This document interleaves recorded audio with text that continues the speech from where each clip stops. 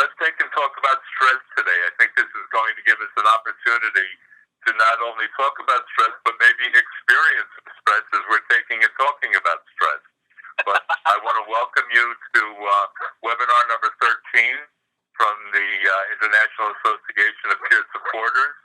We certainly have been doing some great work, and we continue to offer great work, and I'm glad that we have a partnership between Optum and iNAPS, because I think it's really reaching many people and helping many people in many different ways. So, go on to the next slide. When signing into the webinar, again, I pretty much muted all of you. But you do have, to sign into the webinar, you do have to use a phone number without an extension, as you know from being here now. And I've been asked to be the moderator of this session. I'm Peter Ashenden. I'm the Director of Consumer Affairs for Optum Health. And the little dog sitting there on the underneath my left arm there is Bella. Bella goes everywhere I go. So, and Bella just a moment ago was having some nightmares, but they seem to have passed. Let's continue on. You may submit questions through the chat. You may take and submit questions or responses to questions during the webinar using the chat function. Again, please go up to the very top of the Send To drop-down menu and make sure you're on everyone, please. All right, please make sure that you're on everyone, okay? And that way everybody is able to take and read your message that you're stating. All righty. And long. Again, this is being recorded. Rita Createus has worked out a system where we're able to take and record the meeting. So we wanted to take and offer you this bit of information regarding the recording of the meeting. Anybody has any concerns or questions, just please use which you're going to be using the chat function anyhow. So really the only people that will be speaking are those people that are unmuted. Stress, the deadly plague. Steve Harrington is the Executive Director of the International Association of Peer Supporters, and he's asked me to contribute, Kathleen Roaleen, a psychologist, to contribute, as well as Steve Nawotniak, who's an occupational therapist, and also a bit of a comedian from what I've seen this morning. So, again, these webinars are free. Today is June 20th. And again, the webinar format, please use the chat function to submit responses or ask questions. And again, please make sure that you're on the everyone selection when you're sending that. So, Steve, would you like to take it over at this point? Certainly. Let me explain the format for this a little bit in a little bit more detail. What we intend to do is really rely on group wisdom that stress is not a unique human experience, that everyone experiences stress at some level. And so what we're thinking, what we've done in the past in workshop settings and trainings is really rely on group wisdom so that you're not listening to one person who is the quote-unquote expert, because we all have had experiences with stress. We've developed strategies, many of us, to deal with that stress. So we want to end up with a lot of input from people about topics as we go. What we'll do is we'll be presenting questions, and you'll be able to respond to them and offer your own ideas as we go through the chat box. So I'm hoping this will be very interactive, and we have our fingers crossed on technology. So stress. Let's look at it first. I'll be doing a quick background before we get into the questions for everyone. It is a killer. There are so many studies that have been done in recent years that show that stress is an amazing factor in our lives that really can deeply shorten our lives and can also affect our life happiness, our satisfaction with lives. And what does it do? Well, high blood pressure, high cholesterol, which is really interesting because stress actually causes us to deposit fat in different places in our body that produces a body chemical hormone called cortisol that causes us to deposit fat in our mostly our abdomens, which is not where we want fat because that affects the heart and other organs. So that's part of the obesity picture. Lack of focus, that's hits me personally pretty hard. I know when I'm stressed, when I'm having troubles focusing on anything, on a particular thing, or I may have loss of memory. Where did I put my car keys? I can't, I have a hard time remembering when I have meetings, that kind of thing. And the other things are sleeping problems, depression, and compromised immunity. Let's go to the next slide, Peter.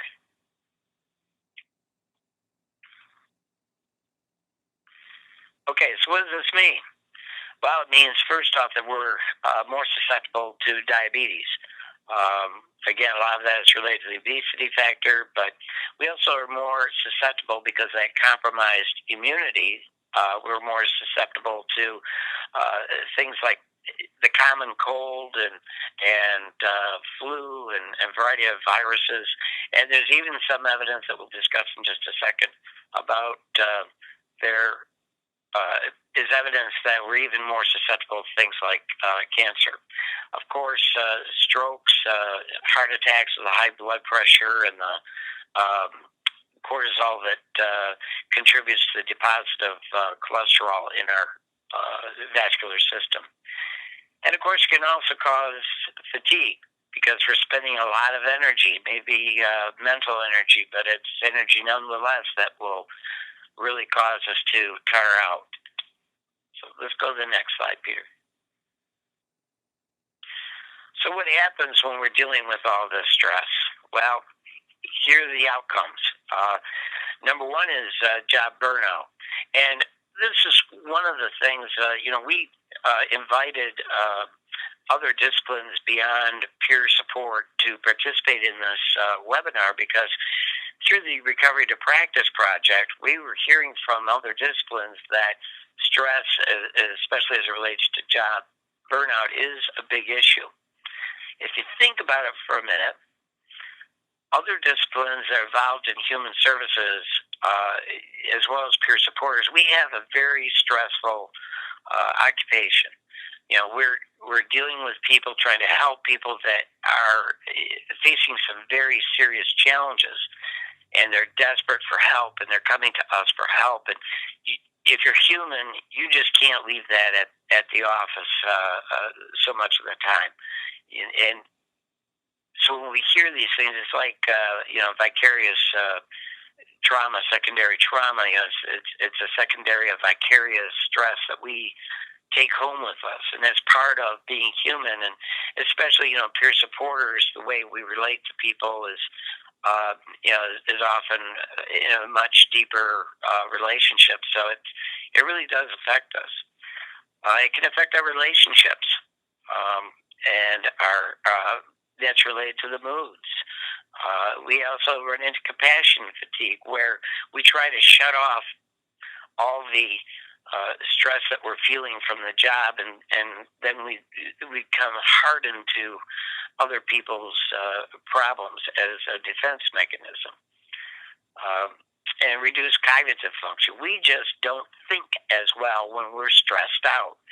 And when we're not thinking as well, we're not doing our jobs as well as we could. We're not helping people as well as we could. So that's an important function. When we look at Japan is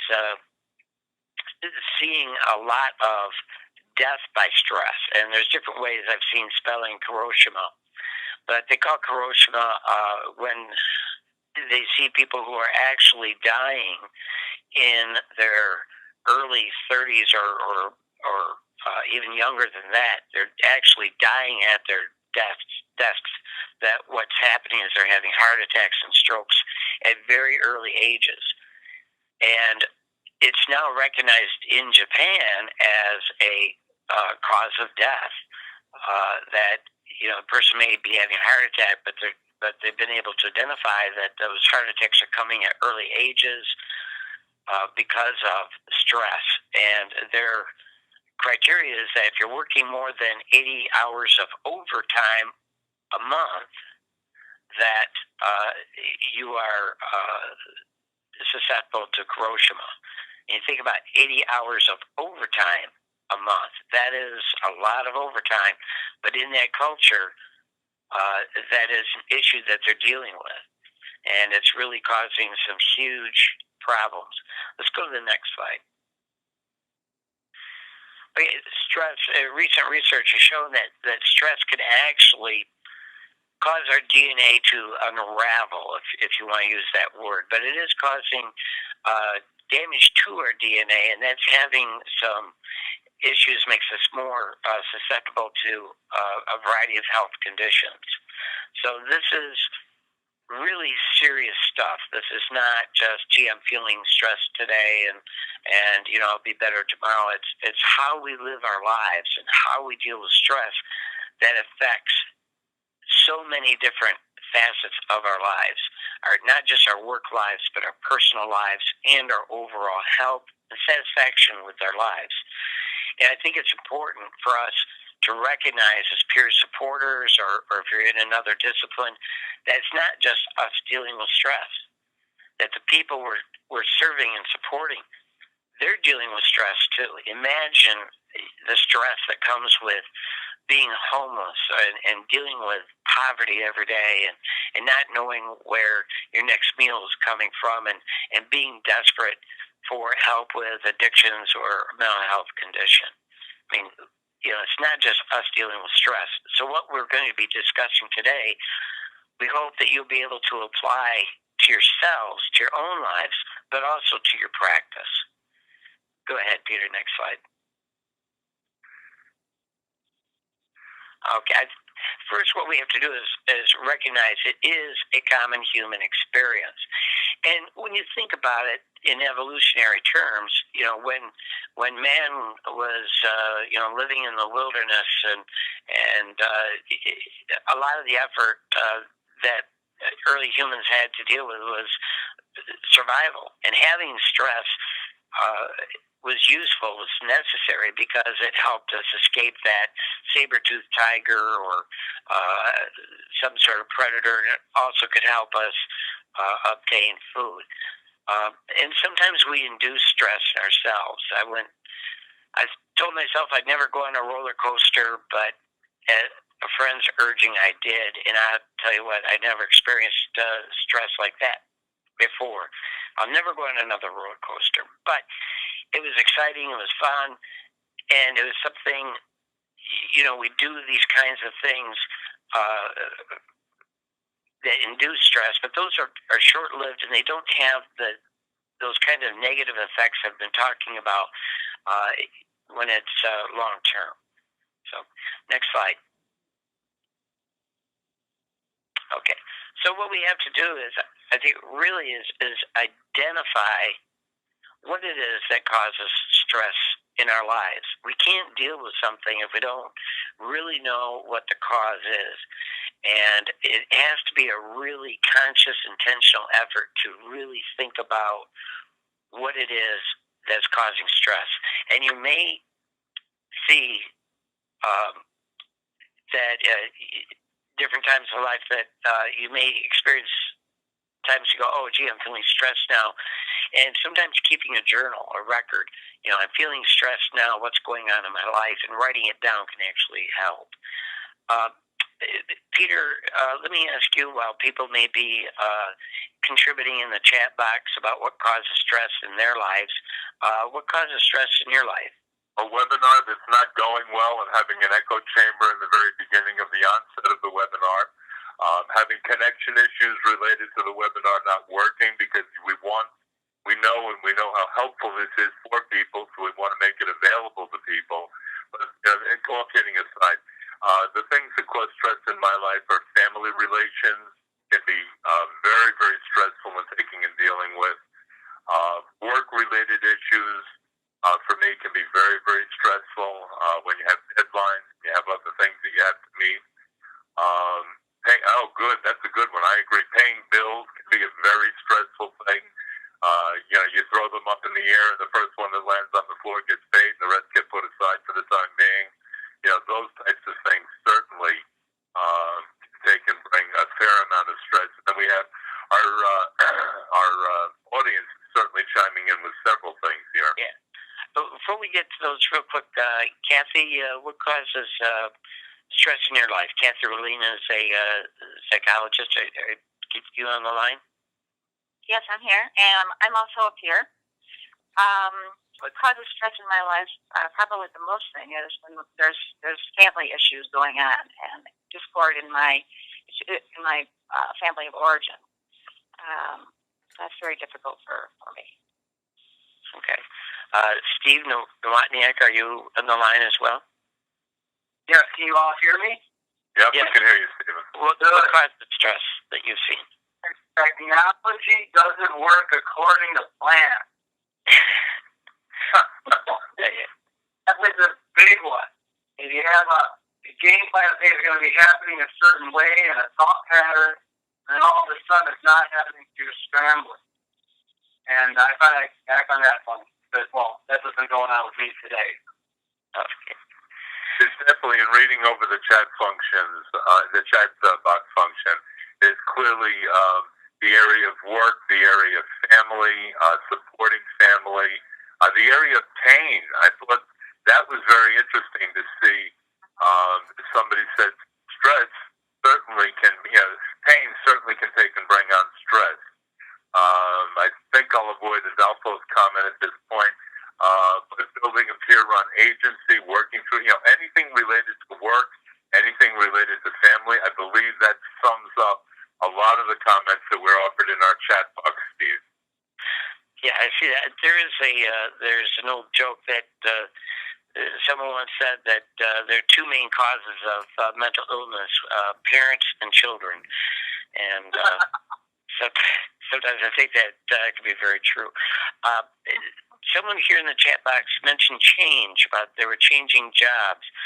And, any kind of change in our lives can be very stressful.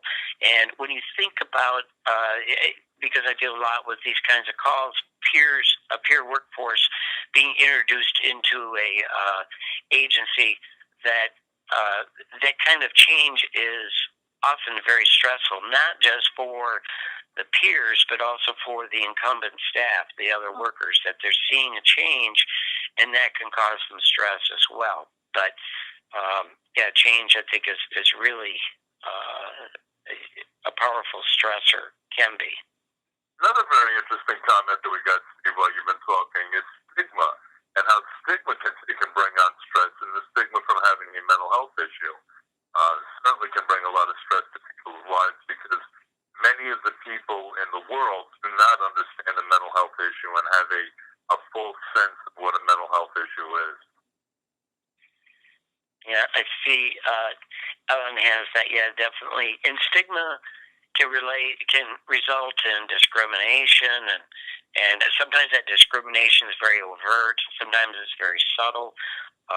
So we have that going on. Changes. We've got, again, insurance, health care, person moving. These are all very stressful. Having a baby, getting married, getting divorced. Again, we're looking at relationship issues and change issues. So I think bullied. I'm glad somebody wrote that one up. That was very good. Being bullied certainly is the problem. That certainly would bring stress to anyone's life, especially if you're a young person trying to figure out your way in life, and people are bullying you. So, good comments, excellent comments we're getting from the audience. Steve, shall we move on? Yes, let's move on to the next question. These comments are pretty amazing, and I'm thinking that maybe we are capturing these comments, and I'm thinking that in our next newsletter we should incorporate some of these comments in an article. I think that would be... I think that's a great idea. Now, are you going to do that while you're in Alaska, or are you going to do that after you come back from Alaska? Probably in between wrestling grizzly bears, I'll try to get that. So managing stress, what are the physical or mental consequences you have experienced? What have you seen in your life? Have you seen anything in your own life that's the result of stress?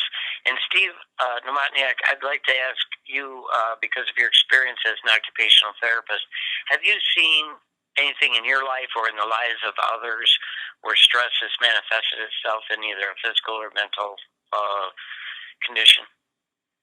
In a lot of ways, stress is the underlying cause for things. And one of the really interesting things about it is very much rooted in biology. You have two major nervous systems. One nervous system is called the sympathetic nervous system.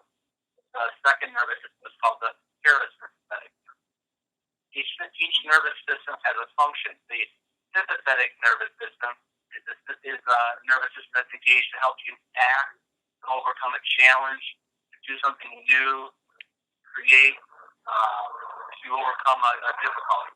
The parasympathetic nervous system is what's done for healing or for relationships. And the little key words for that is with the sympathetic, it's all about fight, flight, or freeze. And the parasympathetic is feed, breathe, and heal.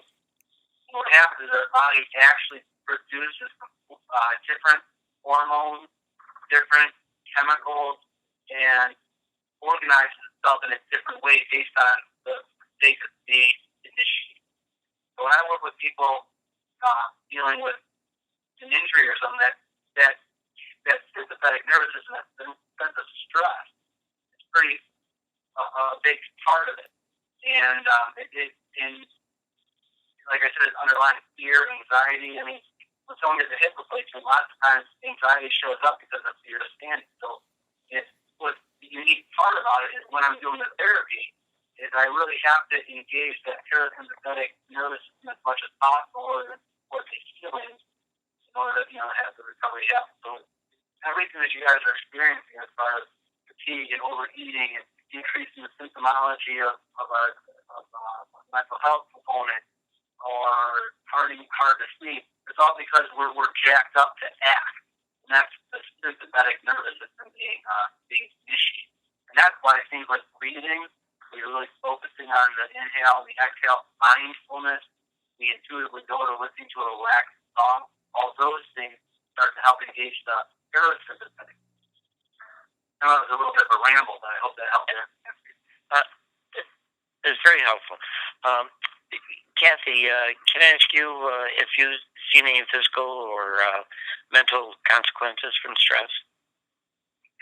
I've seen a lot.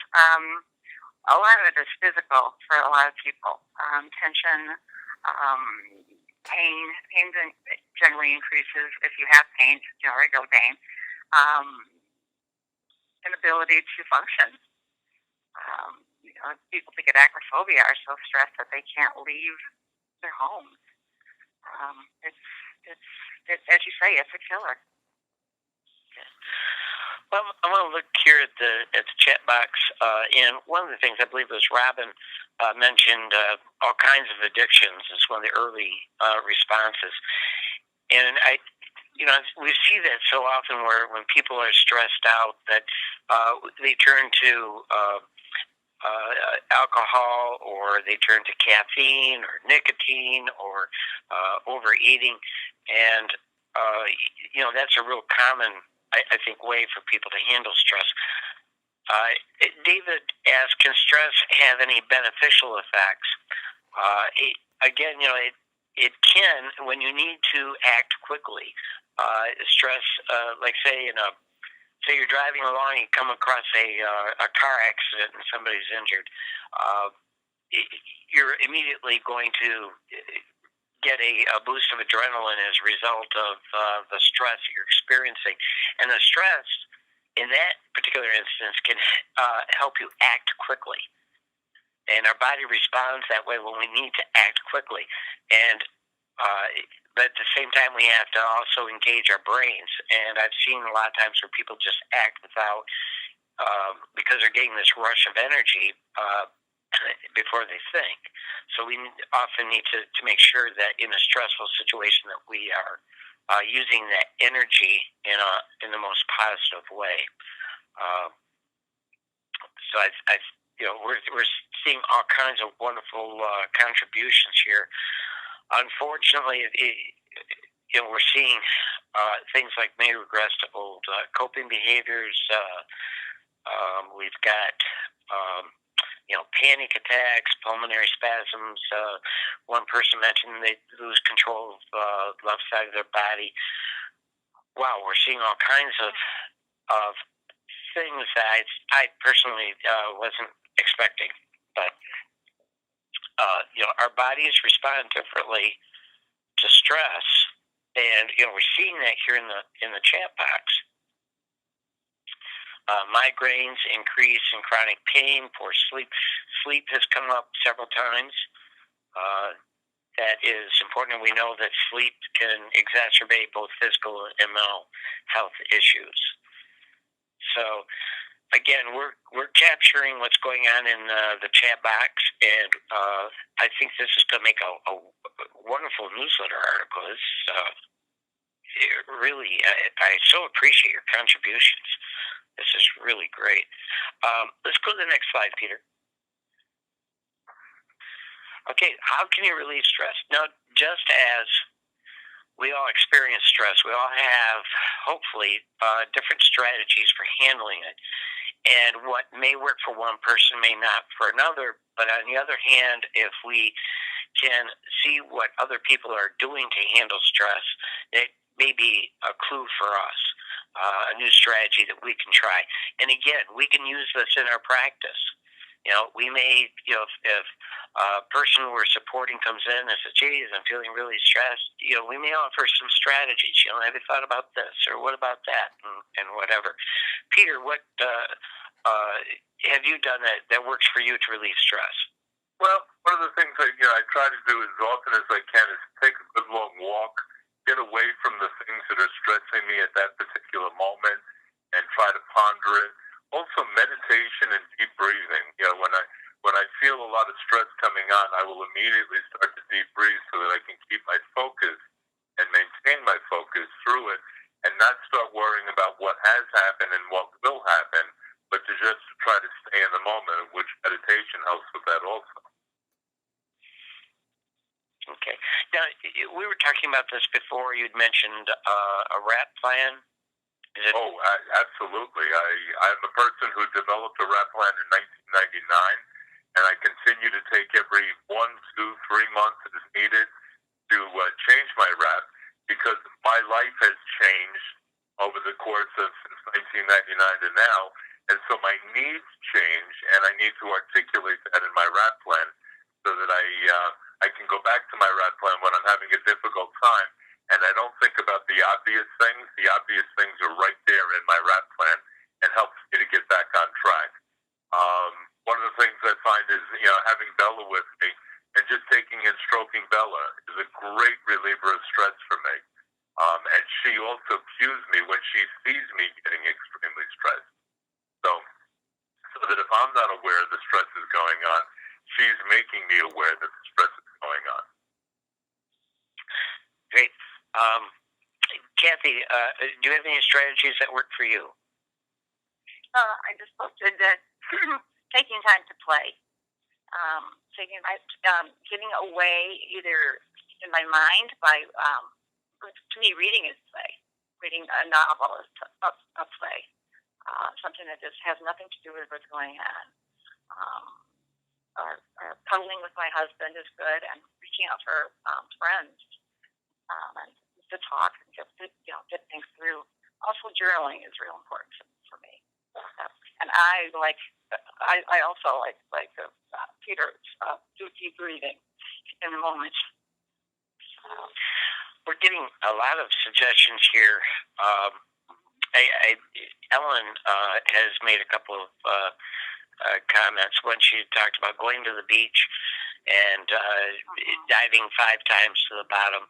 And, Ellen could probably do that any time of the year because she lives in Hawaii, which is Right? I'm getting stressed out just thinking about winter again. And then she also mentioned play with a 2-year-old. And Charles does too, that 2-year-olds can be great stress relievers.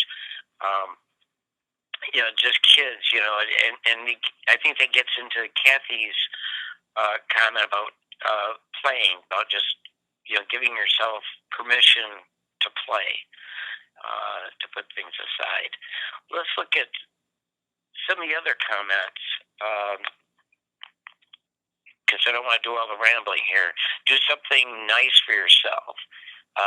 Find online artwork with affirmatives, affirmations. I like doing yard work. Okay. Emma Lopez, I can relate to that. Go to the park and swing. We've got several people have mentioned the value of music and singing. We've got comments there about wood burning. I'm seeing some things about hobbies, people reverting to hobbies. And I just wanted to comment about that. We've got things like photography, walking, yoga. A lot of the people we serve, a lot of people we support, because of poverty or because they've been severely ill for a period of time, finding a hobby, participating in a hobby may be a huge challenge. And we as peer supporters can encourage and even facilitate participation in a hobby. So that might be something to think about as far as your practice goes. Calling a warm line, okay? Vacations, I know Peter can relate to this, because of his travel schedule, but, a lot of people think, well, traveling here and there must be really glamorous, but it can be incredibly stressful if it's not planned to be relaxing, if it's for work. All the hotels begin to look alike, the airports all begin to look alike, but planning a vacation, just the act of planning, for me, is huge. Just last night when I was told there'd be a 5-hour delay before I would get home, brought a little stress into my life for a few moments, and I immediately started doing deep breathing. Okay. Taking meds as prescribed, cooking for people. Yes, Kathy, thank you. That is fun. Got scribble hats. What is a scribble hat? I've never heard of that. Yeah, Doug, you've intrigued us. If you can explain that a little bit more in the chat box, that'd be helpful. And so we've got, I'm just see a lot of comments about children and grandchildren, and that really shows that if your family is a supportive family, that can be very, very healthy for us. In my situation, in Webster's Dictionary, they have the term dysfunctional, and they have a photo of my family there pointed at it to explain the term dysfunctional. But those of us that have families that are supportive and are and want to work with us and allow us to take and grow and flow, do what we need to do, that can be a very, very supportive relationship for people. And that really begs the question of, what do we do when we have relationships that are drama-filled and contribute to our stress? Let me ask that question. It isn't listed here on a slide, but let's ask that question. What do you do when you have relationships that are drama-filled and are causing you stress? That seems to be a common theme.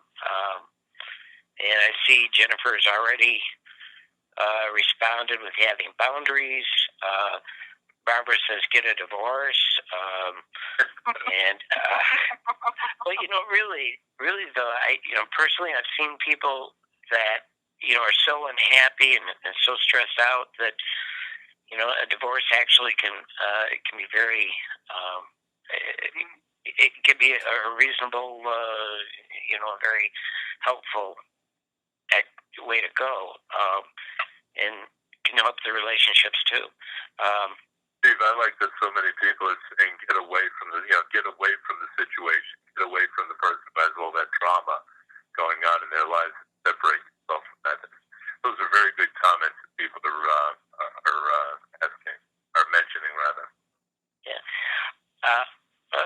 Lisa mentioned only you can control how you react. And for me, that's been a strategy. Lisa, thank you for bringing that up. That I discovered, first off, if I recognize I'm stressed and identify the cause, then I ask myself, will this issue really matter in a year or 2 years? How important really is this issue in the big scheme of things? And I found out that I can actually decide what it is I want to be stressed about. And I've also found humor plays a big role in that too. That sometimes it's easier to make a joke about it than it is to get all upset about it. Weigh the value of the relationship, if it's worth it or not.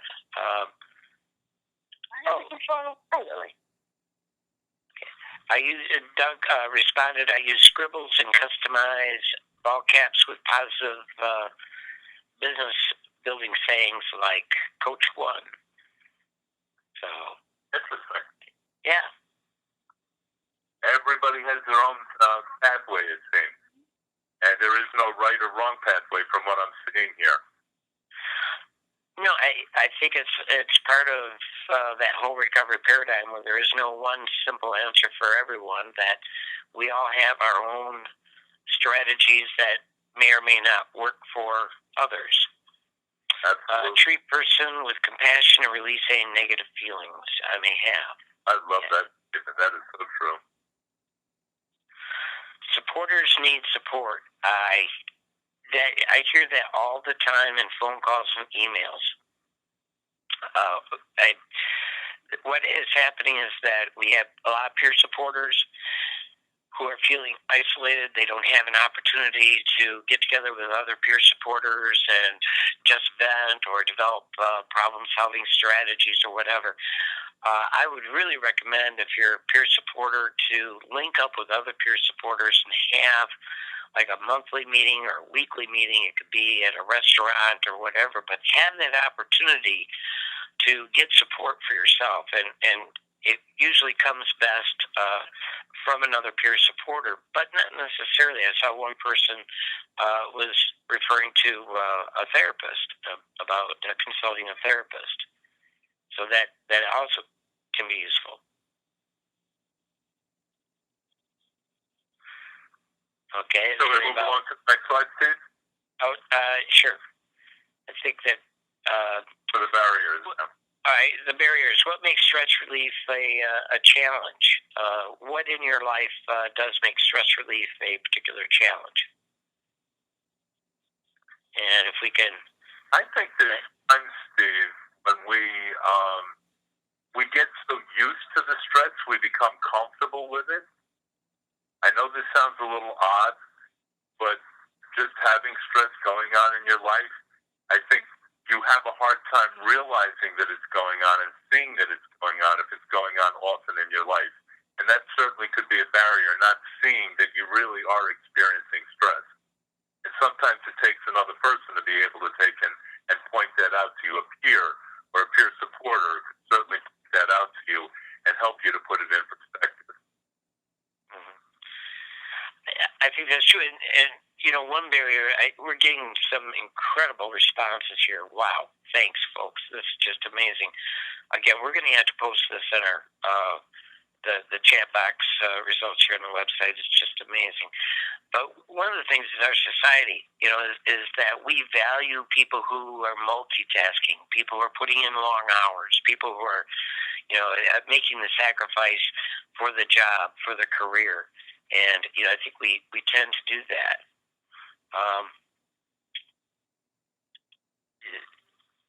Thinking the stress, Patrick was talking about thinking the stress is permanent. Finding time. I see financial issues coming up. Find the time to implement again. Time. And education. So negative language. Wow. The responses here, I hope everybody can see them, just amazing. Not letting go. You know, when we feel wronged, in a situation. We can carry that bitterness with us for a very long time, and it's a negative energy that is can be really destructive in that it causes so much stress. And in part of my personal recovery journey, it really began with forgiving. And I discovered that forgiving people, even though I felt that they had wronged me in a very serious way, forgiving them was something I didn't do for them. I did it for myself. And it really helped me manage my stress levels. So, key contributing, let's look at the next slide here. We look at facilitators. What is it that we have in our lives, our strengths, skills, talents, or other factors that can help us implement stress relief strategies? Steve Nawotniak, are you on the line? Do you have a contribution on that? One of the big things to help implement those stress relief strategies is the target critical think, and that's just straight up biology. And that's why we have fire drills. That's why people train to go in to do an activity, because we're in that state. So everything we can do to pre-plan or pre-think or have that list pre-thought out, then when we're in the moment, just have something we can just do without trying to figure it out all the time. And that's a pretty powerful tool that I find for myself, that pre-plan. Now, I'm just observing here from the responses. We talked about what causes stress. A lot of it was relationships, drama-filled relationships. And now here, looking at facilitators, we're getting back to positive relationships. Again, it's going back to a different kind of relationship. Eric here's talking about hope, courage, and commitment. One person early on said love. These are all amazing responses. Listening, empathy. We as peer supporters, we should be experts at empathy. In understanding, I think that's really important. A sense of humor, hope, and respect. We're getting some great contributions here. Positive affirmations and a gratitude journal.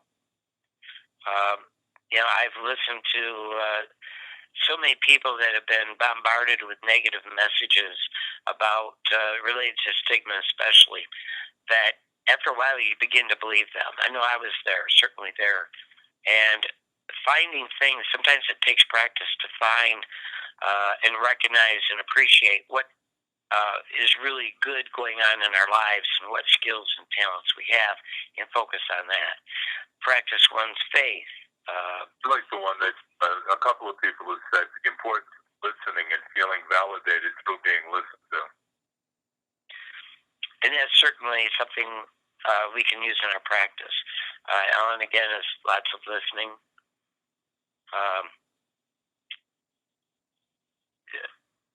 Just letting the peers know they are the expert in their recovery. Of course, it's important. Well, we just get flooded with responses here. Let me try to zip up here a little bit. Having an open mind, feeling a sense of empowerment. So we've got a lot of things that help us. There are certain things from our lived experience.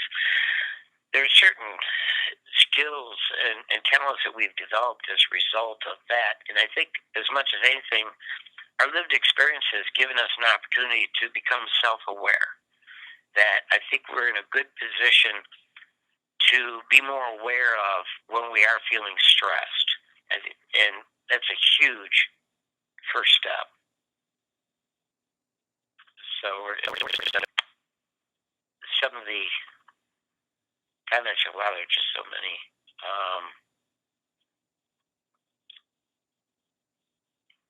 Okay, actually making a move to do, will help.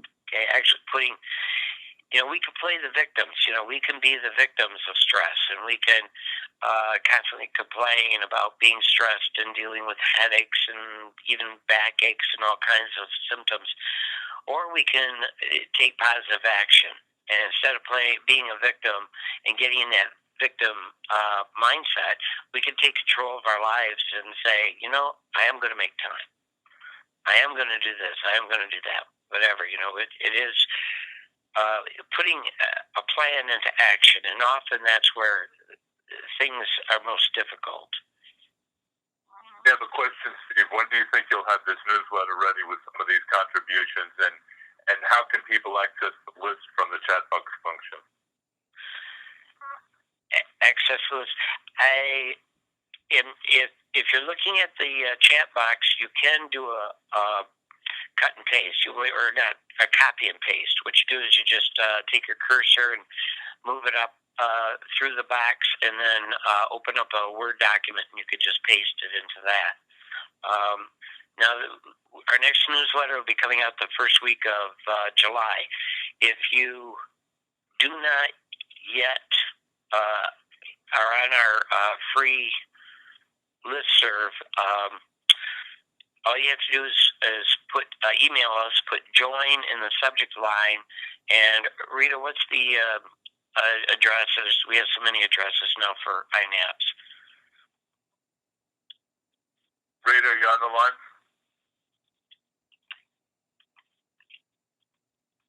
Good job, Rita. She may be copy and pasting the chat box. If you just send in the subject line, send the word join, and send it to me at steve@NAOPS.org. We'll make sure you get on the listserv and you'll get the newsletter for free. And so that's that. I see here, just looking some more understanding triggers. You just put it in the chat box. Info@NAOPS.org. Thank you, Rita. Info@NAOPS.org. If you just put join in the subject line, we'll make sure that you get this. This is just fantastic input. So somebody again is mentioning rap.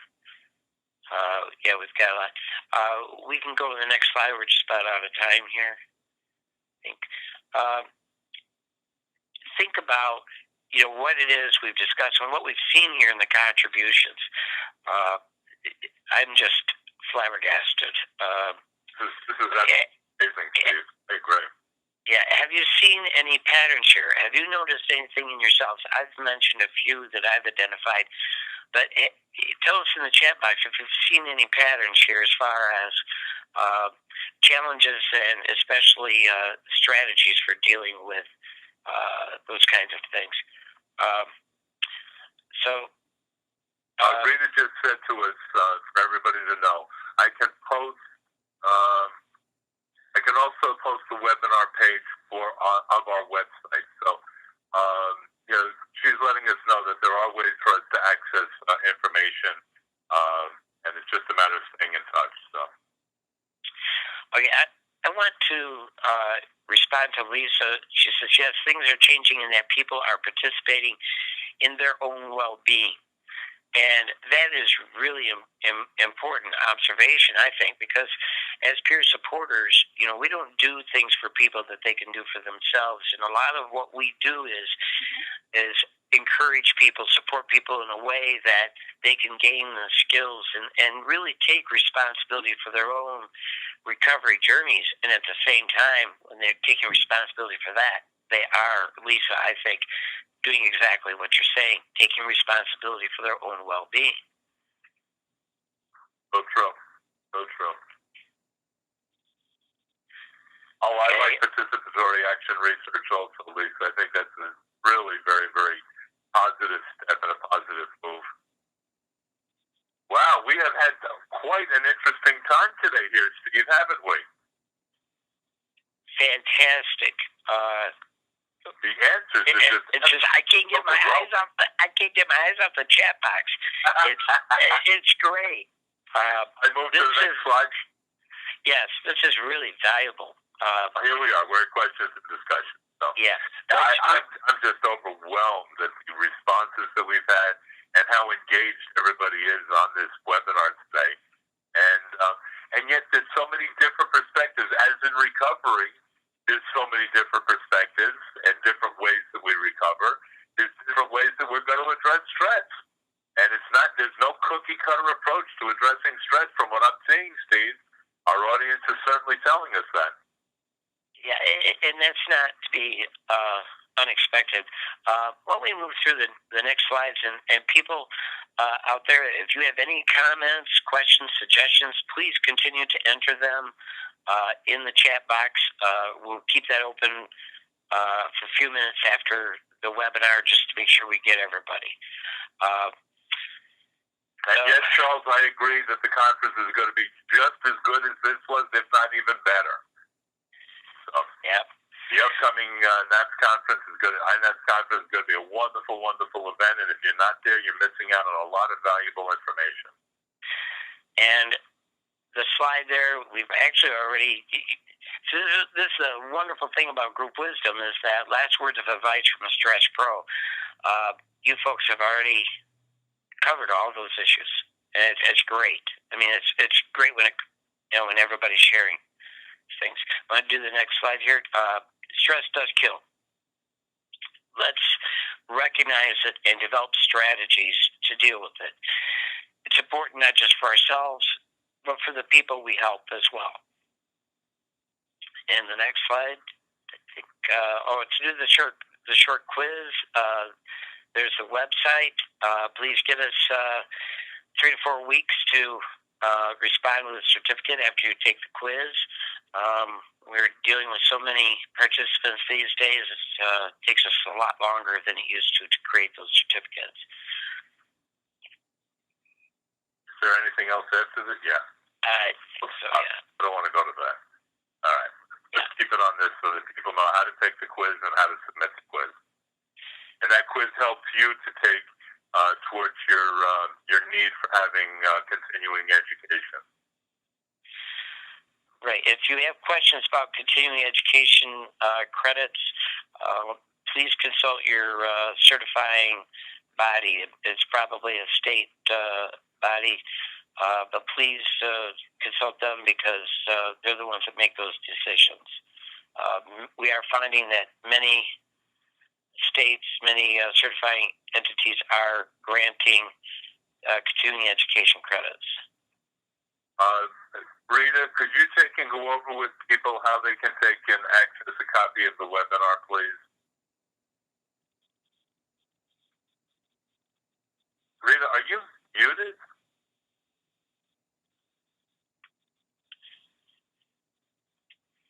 She may be muted. Yes, I am. Sorry about that. Okay. Okay, so I'm just posting it right now on the free webinar page on our website. It's also on the front page of our website, so you'll see a link that says Take the Quiz Now. When you take the quiz, you'll be able to answer the quiz just to verify that you've been here. At the end of the quiz, there's a link to a self-check, so you can check your answers against what you put into the quiz, and you'll also see the slides available at the end of the quiz on the self-check page. Any questions? Thank you very much for offering that to our audience. And this webinar is being recorded and will be up on the website, be archived. It'll probably take, a couple weeks, Rita? I think she's muted again because of her background noise. I think she agreed before it would take a few weeks to get it up. Sorry about that. I'm trying to cut down on the background noise. I think David is on the webinar right now. He's pretty good about turning it around. I will post it on the website as soon as we have it. Okay. And again, we will create an article. Somehow we will encapsulate all these wonderful comments in our next newsletter. And I see people already responding to join our listserv to get the newsletter by email. So, Steve, I want to thank you for bringing us another very, very enlightening, helpful webinar that helps people to develop skills and look at things a little differently than we do. You continue to take and offer our community ways out of the problems that we face and focus on solutions instead of focusing on problems. And thank you very much for that, Steve. I just want to thank everybody who is online here. We've just it's been your webinar. You folks have made this happen in a way that I was just dreaming of. This is just amazing. So thank you, everyone, so much for all your wonderful contributions. I can't tell you how much that means. I hope everybody has a great day. I hope that you have found this as helpful as we have found it. But from your comments, I think you have, because your comments have been helpful. It's hard to keep up with all the comments that are coming in so fast. So thank you all very much for participating. Thank you again, Steve. Thank our guest speakers as well. You've really done a great job, and we appreciate everything that you've contributed to this webinar. And we'll see you next month at next month's webinar.